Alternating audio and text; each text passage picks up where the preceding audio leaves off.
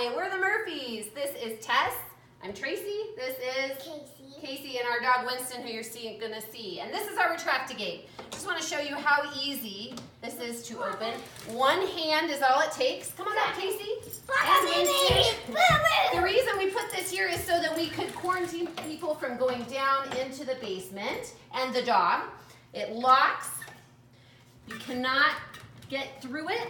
Kids can't get through it, and this is how we installed it. So because I didn't want to damage the banister, we put zip ties around, did a 2x4, stained it the same color as the banister because I just like things to match. And then onto this 2x4, we drilled the anchors in. Specifications are on the website. And then on the other side, we have the anchors on this side. Hold on, bud. And down here, because we have molding down here, we needed to put a few spacers in behind here, which are provided by Retract-A Gate. That makes it even from top to bottom. And then if you unlock it, you can open it back up. And that is our Retract-A Gate.